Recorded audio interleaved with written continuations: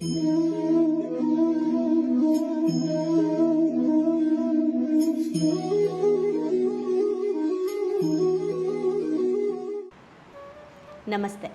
ನೀನು ಸತ್ತರೆ ಅಳುವವರ್ಯಾರು ಪುಸ್ತಕದಿಂದ ನಮ್ಮ ಮುಂದಿನ ಚಾಪ್ಟರ್ನ ಹೆಸರು ನಿಮ್ಮ ಮಕ್ಕಳನ್ನು ಬಳುವಳಿ ಎಂದು ಭಾವಿಸಿ. ನಮ್ಮ ಮಕ್ಕಳನ್ನ ನಾವು ಬಳುವಳಿ ಅಂತ ಭಾವಿಸ್ಬೇಕಂತೆ. ಯಾಕೆ ಮಕ್ಕಳನ್ನ ನಾವು ಈ ರೀತಿ ಭಾವಿಸ್ಬೇಕು? ನಾವು ನಾರ್ಮಲಿ ಮಕ್ಕಳು ತಪ್ಪು ಮಾಡಿದ ತಕ್ಷಣ ಬೈಯೋಕ್ಕೆ ಸ್ಟಾರ್ಟ್ ಮಾಡ್ತೀವಿ. ಚಿಕ್ಕವರಾಗಿದ್ದಾಗ ನೀನು ಹಿಂಗೆ ಮಾತಾಡಬೇಡ, ಅದು ದೊಡ್ಡವರಾದ್ಮೇಲೆ ಮಾತಾಡೋ ಅಂಥದ್ದು ಅಂತ ಹೇಳ್ತೀವಿ. ದೊಡ್ಡವರಾದಮೇಲೆ ಏನು ಒಳ್ಳೆ ಚಿಕ್ಕ ಹುಡುಗನ ಥರ ಮಾತಾಡ್ತೀಯಾ ಅಂತ ಹೇಳ್ತೀವಿ. ಒಟ್ಟಿನಲ್ಲಿ ನಾವು ಮಕ್ಕಳನ್ನ ಯಾವಾಗಲೂ ಕೂಡ ಬ್ಲೇಮ್ ಮಾಡ್ತಾನೇ ಇರ್ತೀವಿ. ಅವ್ರು ಏನು ಹೇಳಿದ್ರೂ ಕೂಡ ನಾವು ಅದರಲ್ಲಿ ತಪ್ಪನ್ನು ಹುಡುಕ್ತಾ ಇರ್ತೀವಿ. ಅವರು ಕನಸುಗಳನ್ನು ಹಂಚ್ಕೊಂಡಾಗ ಇದು ಆಗಲ್ಲ ಅಂತಲೇ ಹೇಳ್ತೀವಿ. ಒಪ್ಕೊಳ್ತೀನಿ, ಹೌದು, ಎಲ್ರಿಗೂ ಕೂಡ ಮಕ್ಕಳ ಲೈಫು ಏನು ಮಾಡ್ಕೊಂಡ್ಬಿಡ್ತಾರೋ ಏನು ಅನ್ನೋ ಭಯ ಇರುತ್ತೆ. ಅದ್ರ ಜೊತೆಗೆ ಏನೇ ಮಾಡಿಕೊಂಡ್ರೂ ವಾಪಸ್ ನಮ್ಮ ಮೇಲೆ ಬರುತ್ತಲ್ಲ ಅನ್ನೋ ಭಯದಿಂದನೇ ನಾವು ಮಕ್ಕಳುಗಳಿಗೆ ಹೇಳ್ಕೊಡ್ತಾ ಇರ್ತೀವಿ, ಹಾಗೆ ಮಾಡಬೇಡ, ಹೀಗೆ ಮಾಡಬೇಡ, ಹೀಗಿರು ಹಾಗಿರು ಅಂತ. ಅದೇನೂ ತಪ್ಪಿಲ್ಲ. ಆದರೆ ಮಕ್ಕಳು ನಮ್ಮ ಲೈಫಲ್ಲಿ ಎಷ್ಟು ಇಂಪಾರ್ಟೆಂಟು, ನಾವು ಮಕ್ಕಳಿಗೆ ನಿಜವಾಗ್ಲೂ ಹೇಳ್ಕೊಡ್ಬೇಕಾಗಿರುವಂಥದ್ದು, ನಿಜವಾಗ್ಲೂ ಕೊಡಬೇಕಾಗಿರುವಂಥದ್ದು ಏನು ಅನ್ನೋದನ್ನು ಈ ಚಾಪ್ಟ್ರಲ್ಲಿ ತಿಳಿಸಿದ್ದಾರೆ. ಯಾವ ಥರ ತಿಳಿಸಿದ್ದಾರೆ ಅಂದರೆ, ರಾಬಿನ್ ಶರ್ಮಾ ಅವರು, ಅಂದರೆ ಇದನ್ನು ಬರೆದಿರೋ ಅಂಥ ಆಥರ್, ಅವರ ಮಗ ಅವರಿಗೆ ಒಂದು ಲೆಟ್ರನ್ನ ಬರೆದ್ರಂತೆ. ಆಗ ಅವ್ರಿಗೆ ಅನ್ನಿಸ್ತಂತೆ ಇದು ಎಷ್ಟು ವ್ಯಾಲ್ಯೂ ಇದೆ ಇದಕ್ಕೆ ಅಂತ ಹೇಳಿ. ಏನು ಅಂದರೆ, ಅವರ ಸ್ಕೂಲಲ್ಲಿ ನಿಮ್ಮ ತಂದೆಗೆ ಒಂದು ಲೆಟರ್ನ ಬರೀರಿ ಅಂತ ಹೇಳಿ ಒಂದು ಟಾಸ್ಕ್ ಕೊಟ್ಟಿದ್ರಂತೆ. ಆಗ ಆ ಮಗ ಬರೆದಿದ್ದಂತೆ ಲೆಟ್ರಲ್ಲಿ ಏನಂದರೆ, ಅಪ್ಪ, ನನ್ನ ಬೆರಳು ಗುರುತುಗಳು ಆಯಿತಾ, ನನ್ನ ಬೆರಳು ಗುರುತುಗಳು, ನನ್ನ ಕೈ ಅಚ್ಚೆಗಳು ಫರ್ನಿಚರ್ ಮೇಲೆ, ಗೋಡೆಗಳ ಮೇಲೆ ಬಿತ್ತನೆ ಆಗಿಬಿಟ್ಟಿದೆ ಎಲ್ಲ ಕಡೆ. ಅದರ ಅರ್ಥ ಏನು? ಚಿಕ್ಕ ಮಕ್ಕಳು ಮನೇಲಿದ್ದಾರೆ ಅಂದರೆ ಎಲ್ರಿಗೂ ನಮಗೆ ಗೊತ್ತಿರುತ್ತೆ ಏನಾಗಿರುತ್ತೆ, ಎಲ್ಲ ಕಡೆ ಮಕ್ಕಳು ಗೀಜು ಹಾಕ್ಬಿಟ್ಟಿರ್ತಾರೆ. ಇಂಥ ಪ್ಲೇಸ್ ಅಂತ ಬಿಟ್ಟಿರಲ್ಲ, ಕೈಗೆ ಏನು ಸಿಕ್ಕಿದ್ರೂ ಕೂಡ ಫುಲ್ಲು ಗಲೀಜು ಮಾಡಿಬಿಟ್ಟಿರ್ತಾರೆ. ಹೌದಾ? ನಾವು ನಾರ್ಮಲಿ ಏನು ಮಾಡ್ತೀವಿ, ಗೀಜಬೇಕಾದ್ರೆ ಗೀಜಬೇಡ ಅಂತೀವಿ. ದೊಡ್ಡವರಾದಮೇಲೆ ಗೀಜ್ತೀವ? ಗೀಜಲ್ಲ ತಾನೆ. ಈ ಚಿಕ್ಕ ಏಜಲ್ಲಿ ಮಾಡುವಂಥದ್ದನ್ನು ಮಾಡಬೇಡ ಅಂದರೆ ದೊಡ್ಡವನಾದ್ಮೇಲೆ ಮಾಡುವಂತೀವಿ, ಚಿಕ್ಕವನಾಗಿದ್ದಾಗ ದೊಡ್ಡವನ ಥರ ಇರಬೇಡ ಅಂತೀವಿ, ಚಿಕ್ಕವನಾಗಿದ್ದಾಗ ಚಿಕ್ಕವನ ಥರನೂ ಇರಬೇಡ ಅಂತೀವಲ್ಲ, ಹೇಗೆ? ಜಸ್ಟ್ ಯೋಚನೆ ಮಾಡಿ. ನಿಜವಾಗ್ಲೂ ಇವತ್ತು ನಮ್ಮ ಮನೆಯಲ್ಲಿ ನನ್ನ ಮಗ ಎಲ್ಲ ಕಡೆ ಗೀಜಿದ್ದಾನೆ, ಸೋಫಾ ಮೇಲಿಂದ ಹಿಡಿದು ಎಲ್ಲ ಕಡೆ ಗೀಜಿದ್ದಾನೆ. ಬಟ್ ನಾವು ಅವನಿಗೆ ಹೇಳಿರೋದೇನೆಂದರೆ, ದಟ್ಸ್ ಓಕೆ ಕಂದ, ನೀನು ದೊಡ್ಡವನಾಗ್ತಾ ಇದೆಲ್ಲ ಮಾಡಲ್ಲ ಅಂತ ನಮಗೆ ಗೊತ್ತು, ಆಮೇಲೆ ನಾವು ಪೇಂಟ್ ಹೊಡಿಸ್ತೀವಿ ಬಿಡು ಅಂತ. ಸದ್ಯಕ್ಕೆ ಪೇಂಟೇ ಹೊಡಿಸಿಲ್ಲ ಮನೆಗೆ. ಯಾಕೆ ಅಂತ ಅಂದರೆ, ಗೀಜ್ಲಿ, ಅವ್ನು ದೊಡ್ಡವನಾಗೋ ತನಕ ಗೀಜ್ಲಿ. ಫರ್ನಿಚರ್ ಕೂಡ ಚೇಂಜ್ ಮಾಡಿಲ್ಲ. ಯಾಕೆ? ಅವ್ನು ಹೇಗಿದ್ರೂ ಗೀಜ್ತಾನೆ. ಅವನಿಗೆ ನಾವು ಎಷ್ಟು ಸಲ ಹೇಳಿದ್ರೂ ಕೂಡ ಮಕ್ಕಳಿಗೆ ಗೊತ್ತಾಗಲ್ಲ. ಕೆಲವು ಮಕ್ಕಳು ಗೀಜಲ್ಲ, ಬಟ್ ಕೆಲವು ಮಕ್ಕಳು ಗೀಜ್ತಾರೆ. ಹಾಗಂತ ಅವರಿಗೆ ಮಾಡೋದನ್ನು ಈಗಲಿಂದನೇ ಡಿಸಿಪ್ಲಿನ್ ಒಪ್ಕೊಳ್ಳೋಣ. ಆದರೆ ಅವರ ತನವನ್ನು ಕಿಲ್ ಮಾಡುವಂಥದ್ದು, ಮಕ್ಕಳಿಗೆ ಮಕ್ಕಳಾಗಿರೋಕ್ಕೆ ಬಿಡದೇ ಇರೋವಂಥದ್ದು ಯಾವ ಥರದ ಡಿಸಿಪ್ಲಿನ್ ಅನ್ನೋದನ್ನು ನಾವು ಯೋಚನೆ ಮಾಡಬೇಕು. ಅದನ್ನೇ ಇಲ್ಲಿ ಎಕ್ಸ್ಪ್ಲೇನ್ ಮಾಡ್ತಾ ಹೋಗಿದ್ದಾರೆ ರಾಬಿನ್ ಶರ್ಮಾ ಅವರು. ಅವ್ರ ಮಗ ಬರೆದಿದ್ದಂತೆ ಈ ಥರ, ಗೋಡೆ ಮೇಲೆಲ್ಲ ಈ ರೀತಿ ಗಲೀಜು ಮಾಡಿದ್ದೀನಿ, ಫರ್ನಿಚರ್ ಮೇಲೆ ಗಲೀಜು ಮಾಡಿದ್ದೀನಿ.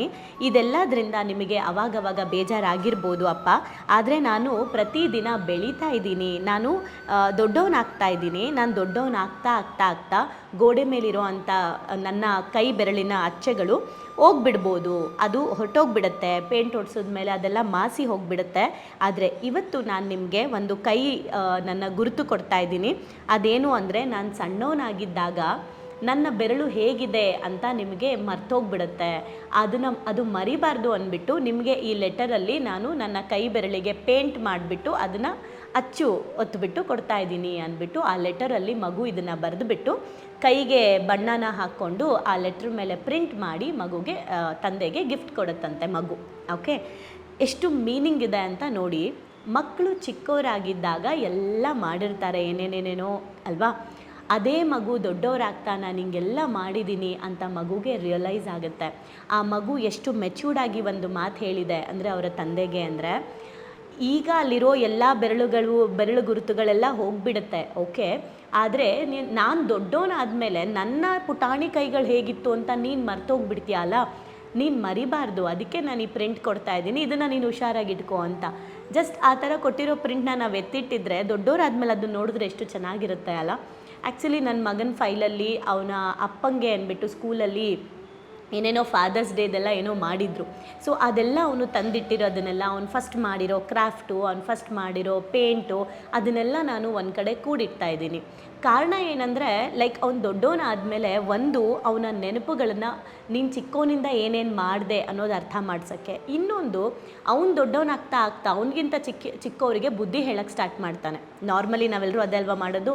ಆಗ ನೀನು ಹೀಗೆ ಮಾಡಿದ್ದೆ ನೋಡು ಅಂತ ಅವನಿಗೂ ಅರ್ಥ ಮಾಡ್ಸೋಕ್ಕೋಸ್ಕರ ಎಲ್ಲ ಎತ್ತಿಡ್ತಾ ಇದ್ದೀನಿ. ಅದರ ಜೊತೆಗೆ ನಮಗೆ ವಯಸ್ಸಾಗತ್ತೆ, ಕರೆಕ್ಟಾ? 60 ವರ್ಷ 70 ವರ್ಷ ಆದಮೇಲೆ ಏನೂ ಕೆಲಸ ಇರೋದಿಲ್ಲ, ಮನೇಲಿರ್ತೀವಿ ಅಂತ ಅಂದ್ಕೊಳ್ಳೋಣ. ಸೊ ಅಂಥ ಟೈಮಲ್ಲಿ ಡೆಫಿನೆಟ್ಲಿ ಏನೋ ಒಂದು ಬೇಜಾರು, ಏನೋ ಒಂದು ಕಿರಿಕಿರಿ ಆದಾಗ ಆ ಫೈಲ್ನ ಓಪನ್ ಮಾಡಿ ನಾನು ನೋಡಿದ್ರು ಕೂಡ, ಹಸ್ಬೆಂಡ್ ನೋಡಿದ್ರು ಕೂಡ ಆ ಮಗುವಿನ ಹಳೆಯ ನೆನಪಿಗೆ ನಾವು ಹೋಗ್ತೀವಿ. ಆಗ ಮಕ್ಕಳನ್ನ ಕ್ಷಮಿಸೋ ಅಂಥದ್ದು ಕೂಡ ನಮಗೆ ಜಾಸ್ತಿ ಆಗುತ್ತೆ. ಹಾಗೆ ಆ ಮಗುನೂ ಕೂಡ ಯಾವತ್ತಾದರೂ ಅದನ್ನು ಓಪನ್ ಮಾಡಿ ನೋಡಿದಾಗ ತಂದೆ ತಾಯಿ ನಮ್ಮದೆಲ್ಲ ಏನೇನೆಲ್ಲ ಕೂಡಿಟ್ಟಿದ್ದಾರೆ ಅನ್ನೋದನ್ನು ನೋಡಿ ಆ ಮಗುಗೂ ನೆನಪಾಗುತ್ತೆ. ಎಷ್ಟು ಚೆನ್ನಾಗಿದೆ ಅಲ್ಲ. ಡೆಫಿನೆಟ್ಲಿ ಇವೆಲ್ಲ ಎಮೋಷ್ನಲ್ ಎಜುಕೇಷನ್ಸ್ ಬುಕ್ಸ್ಗಳಿಂದ ಬಂದಿರೋ ಅಂಥ ಥಾಟ್ಸ್ ಆ್ಯಂಡ್ ಐಡಿಯಾಸ್ಗಳೇ ಅಂತ ಹೇಳ್ಬೋದು. ಅದನ್ನು ಅವ್ರು ಹೇಳ್ತಾ ಇದ್ದಾರೆ. ಅಂದರೆ ಮಕ್ಕಳೇ ಒಂದು ಗಿಫ್ಟು. ಆ ಮಕ್ಕಳನ್ನ ನಾವು ಬಹಳ ಕೇರ್ಫುಲ್ಲಾಗಿ ಇಟ್ಕೋಬೇಕು ನಮ್ಮ ಜೊತೆ. ಮಕ್ಕಳು ಬಹಳ ಬೇಗ ಬೆಳೀತಾರೆ. ಹುಟ್ಟುಹಬ್ಬ ಫಾರ್ ಎಕ್ಸಾಂಪಲ್ 2ನೇ ವರ್ಷದ ಹುಟ್ಟುಹಬ್ಬ ಮಾಡಿರ್ತೀವಿ, ಆಗಲೇ 3 ವರ್ಷ 4 ವರ್ಷ ಆಗೋಯ್ತಾ ಅನಿಸುತ್ತೆ. ಹಾಗೇ ನೋಡ್ತಾ ನೋಡ್ತಾ ಇನ್ನೂ ಈಗ ತಾನೇ ಡೆಲಿವರಿ ಆಗಿರೋ ಮಗು ಅನ್ನೋ ಒಂದು ಕಾನ್ಸೆಪ್ಟ್ ನಮಗೆ ಯಾವಾಗಲೂ ನೆನಪಿರುತ್ತೆ. ಬಟ್ ಹಾಗೆ ನೋಡ್ತಾ ಇದ್ದರೆ ಮದುವೆ ಆಗಿಬಿಟ್ಟು ಆಲ್ರೆಡಿ ಏನು ಅವ್ರಿಗೂ ಮಕ್ಕಳಾಗಿ ಮುಂದಕ್ಕೆ ಹೋಗ್ಬಿಟ್ಟಿರುತ್ತೆ. ಇಷ್ಟು ಬೇಗ ನನ್ನ ಮಗ ದೊಡ್ಡವನಾಗ್ಬಿಟ್ಟ, ಇಷ್ಟು ಬೇಗ ನನ್ನ ಮಗಳು ಮದುವೆಗೆ ಬಂದುಬಿಟ್ಲು ಅಂತ ಎಷ್ಟು ಜನ ತಂದೆ ತಾಯಿಗೆ ಅನಿಸಿರಲ್ಲ ಅಲ್ವಾ? ಇನ್ನೂ ನೆನ್ನೆ ಮೊನ್ನೆ ಹುಟ್ಟಂಗಿದೆ ನನ್ನ ಮಗು ಅಂತ. ಈ ಭಾವನೆನೇ ಒಂಥರ ಚಂದ. ಅದಕ್ಕೆ ಮಕ್ಕಳು ಯಾವತ್ತೂ ನಮಗೆ ಬಳುವಳಿ ಅಂತ, ಗಿಫ್ಟ್ ಅಂತ ನಾವು ಟ್ರೀಟ್ ಮಾಡಬೇಕು.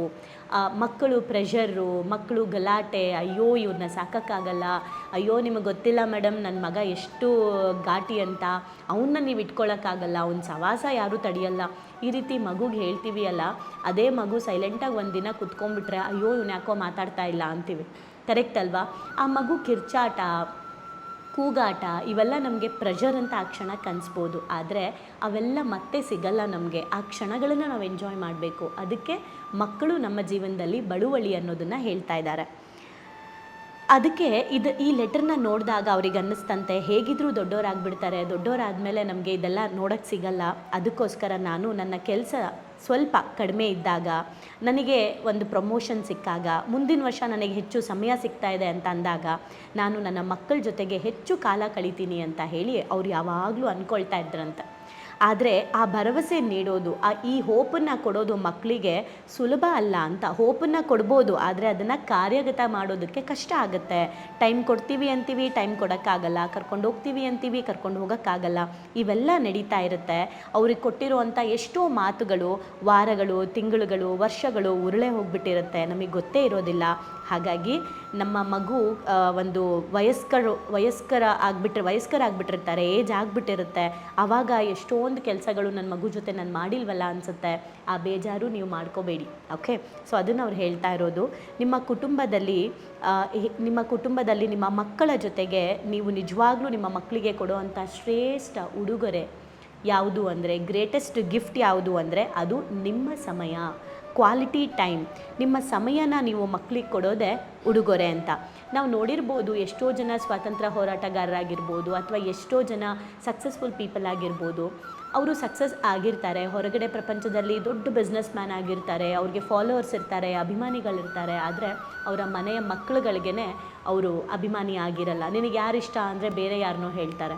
ಯಾಕೆ ಅಂದರೆ ಮಕ್ಕಳು ನಮ್ಮನ್ನು ಒಬ್ಬ ಹೀರೋ ಆಗೋ, ಹೀರೋಯಿನ್ ಆಗೋ, ಬಿಸ್ನೆಸ್ ಮ್ಯಾನ್ ಆಗೋ, ಓನರ್ ಆಗೋ ನೋಡಲ್ಲ.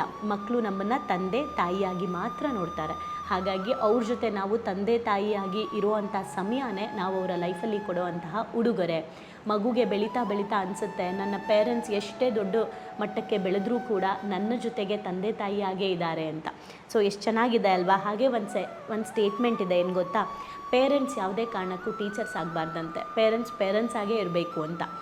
ಟೀಚರ್ಸ್ ಬೇರೆಯವರಿದ್ದಾರೆ ಆ್ಯಂಡ್ ನಾವು ಹೇಗೆ ಬಿಹೇವ್ ಮಾಡ್ತೀವಿ ಮಕ್ಕಳು ಆ ರೀತಿ ಕಲ್ತ್ಕೋತಾರೆ. ಆದರೆ ನಾವೇ ಮಕ್ಕಳಿಗೆ ಹೇಳ್ಕೊಡೋಕ್ಕೆ ತುಂಬ ಟೀಚ್ ಮಾಡೋಕ್ಕೆ ಹೋಗಬಾರ್ದಂತೆ. ಬೇರೆ ಮಕ್ಳಿಗೆ ಟೀಚ್ ಮಾಡೋಣ, ಬಟ್ ನಮ್ಮ ಮಕ್ಕಳಿಗೆ ನಾವು ಏನು ಮಾಡ್ತೀವಿ ಅದನ್ನು ಅವ್ರು ನೋಡಿ ಕಲ್ತ್ಕೊಳ್ತಾರೆ. ಬಟ್ ಪದೇ ಪದೇ ನಾವು ಅವ್ರನ್ನ ಟೀಚ್ ಮಾಡಬಾರ್ದು, ನೀನು ಆರಾಮಾಗಿರು ಅಂತ ಬಿಡಬೇಕು. ಸೊ ಬೇರೆಯವರಿಂದ ಕಲಿಸ್ಬೇಕು ಬೇಕಿದ್ದರೆ, ಯಾಕಂದರೆ ಮಕ್ಕಳು ಪೇರೆಂಟ್ಸ್ ಆಗೇ ನೋಡೋಕ್ಕೆ ಇಷ್ಟಪಡ್ತಾರೆ ಅಂತ. ಈಗ ನಾವೇ ಯೋಚನೆ ಮಾಡೋಣ, ದೊಡ್ಡವರಾದಮೇಲೆ ನಮ್ಮ ಮಕ್ಕಳು police officer, IAS officer, minister ಏನೋ ಆದರು, ಓಕೆ, ಹಂಗಾದಾಗ ನಾವು ಅಯ್ಯೋ ಮಿನಿಸ್ಟರು ಅಂತ ಅದು ನಮಗಿರುತ್ತಾ? ಅಥವಾ ನನ್ನ ಮಗ ಎಷ್ಟು ದೊಡ್ಡವನಾಗಿ ಬೆಳೆದ್ರೂ ಕೂಡ ನನ್ನ ಮಗನೇ ನನ್ನ ಮಗಳೇ ಅಂತೀವೋ? ಹಾಗೆ ಮಕ್ಕಳಿಗೂ ಕೂಡ ಪೇರೆಂಟ್ಸ್ ಏನೇ ಆದರೂ ಕೂಡ ಅವರಿಗೆ ನಾವು ಪೋಷಕರು, ತಂದೆ ತಾಯಿಗಳು ಮಾತ್ರ. ಆ ಫೀಲಿಂಗ್ಸ್ನ ಕೊಡೋದೇ, ಆ ಫೀಲಿಂಗ್ಸ್ಗೆ ನಾವು ಸಮಯ ಕೊಡೋದೇ ನಿಜವಾದ ಉಡುಗೊರೆ ನಾವು ಮಕ್ಕಳ ಲೈಫಲ್ಲಿ ಕೊಡೋ ಅಂಥದ್ದು. ಓಕೆ, ಸೊ ಅದನ್ನು ಕೊಡಬೇಕು ಅಂತ ಹೇಳ್ತಾ ಇದ್ದಾರೆ. ನಿಮ್ಮ ಮಕ್ಕಳು ನಿಮ್ಮ ಮಕ್ಕಳಲ್ಲ, ಇದಕ್ಕೆ ಇನ್ನೊಂದು ವರ್ಡ್ ಕೊಡ್ತಾ ಇದ್ದಾರೆ. ನಿಮ್ಮ ಮಕ್ಕಳು ನಿಮ್ಮ ಮಕ್ಕಳಲ್ಲ, ಅವರಿಗಾಗಿ ಹಂಬಲಿಸ್ತಾ ಇದ್ದಾರೆ. ಅವರ ಜೀವನದ ಮಕ್ಕಳು ಅವರು. ಅಂದರೆ ನನ್ನ ಮಗ ನನ್ನ ಮಗಳು ನನಗೆ ಅಂತ ಅನ್ಕೋಬೇಡಿ. ಅವ್ರ ಲೈಫ್ಗೋಸ್ಕರ, ಅವ್ರ ಲೈಫಿನ ಯಾವುದೋ ಒಂದು ಉದ್ದೇಶಕ್ಕೋಸ್ಕರ ಅವರು ಈ ಭೂಮಿಯಲ್ಲಿ ಜನ್ಮ ಬಂದಿದೆ ಅವರಿಗೆ. ಆ ಜನ್ಮನ ಅನುಭವಿಸೋಕ್ಕೆ ಬಿಡಿ. ನೀವು ನನ್ನ ಮಗ ನನ್ನ ಮಗಳು ಅಂತ ನೀವು ಹೇಳ್ದಂಗೆ ಕೇಳಬೇಕು ಅನ್ನೋದ್ರಿಂದ ಹೊರಗೆ ಬಂದು ಅವ್ರ ಜೀವನದ ಉದ್ದೇಶ ಏನಿದೆ ಅದನ್ನು ಪೂರ್ತಿ ಮಾಡ್ಕೊಳ್ಳೋಕ್ಕೆ ಸಾಧ್ಯವಾದರೆ ಸಪೋರ್ಟ್ ಮಾಡಿ, ಸರಿ ತಪ್ಪುಗಳನ್ನು ಗೈಡ್ ಮಾಡಿ. ಆದರೆ ಅವರ ಜರ್ನಿಯನ್ನು ಅವರು ಅನುಭವಿಸೋದಕ್ಕೆ ಬಿಡಿ ಅಂತ ಹೇಳ್ತಾ ಇದ್ದಾರೆ. ಸೊ ಮಕ್ಕಳು ನಮ್ಮ ಜೀವನದಲ್ಲಿ ಗ್ರೇಟೆಸ್ಟ್ ಗಿಫ್ಟ್. ನಾವು ಮಕ್ಕಳಿಗೆ ಕೊಡೋವಂಥ ಗ್ರೇಟೆಸ್ಟ್ ಗಿಫ್ಟ್ ಯಾವುದು ಅಂದರೆ ನಮ್ಮ ಕ್ವಾಲಿಟಿ ಟೈಮ್. ಸೊ ಕ್ವಾಲಿಟಿ ಟೈಮ್ನ ಕೊಡೋಣ ಮಕ್ಕಳ ಜೊತೆ ನಾವು ತಂದೆ ತಾಯಿಯಾಗಿರೋಣ. ಬೇರೆ ಯಾವ ಪ್ರೊಫೆಷನ್, ಬೇರೆ ಯಾವ ಒಂದು ಕ್ಯಾರೆಕ್ಟರ್ನು ನಾವು ಅಲ್ಲಿ ನಿಭಾಯಿಸೋದು ಬೇಡ. ನಾವು ಪೇರೆಂಟ್ಸ್ ಆಗೇ ಇರೋಣ. ಅದೇ ನಮ್ಮ ಮಕ್ಕಳಿಗೆ ಕೊಡಬೇಕಾಗಿರುವಂಥದ್ದು. ಸೊ ಖಂಡಿತ ಇವತ್ತಿಂದ ಯಾರು ನಿಮ್ಮ ಮಕ್ಕಳಿಗೆ ತುಂಬ ಏನೇನೇನೇನೋ ಟೀಚ್ ಮಾಡ್ತಾ ಇದ್ದೀರಾ, ಈಗ ನಿಮ್ಮ ಮಕ್ಕಳು ನಿಮ್ಮ ಮಾತು ಕೇಳ್ಬೋದು. ಬೆಳೀತಾ ಬೆಳೀತಾ ಬೆಳೀತಾ ನಮ್ಮಪ್ಪ ನಮ್ಮಮ್ಮ ನನಗೆ ಅವ್ರ ಪ್ರೀತಿ ಏನು ಅಂತಲೇ ಗೊತ್ತಿಲ್ಲ, ಬರೀ ಸ್ಟ್ರಿಕ್ಟಾಗಿ ಬೆಳೆಸ್ಬಿಟ್ರು ಅಂತ ಹೇಳಿ ಬೇರೆ ಕಡೆ ಲವ್ವನ್ನು ಹುಡ್ಕೊಂಡು ಹೋಗೋ ಸಾಧ್ಯತೆ ಇರುತ್ತೆ. ಹಾಗಾಗಿ ಮಕ್ಕಳು ನಮಗೆ ಗ್ರೇಟ್ ಗಿಫ್ಟ್. ನಾವು ಮಕ್ಕಳಿಗೆ ಕೊಡೋವಂಥ ಗಿಫ್ಟೇ ಕ್ವಾಲಿಟಿ ಟೈಮ್. Thank you.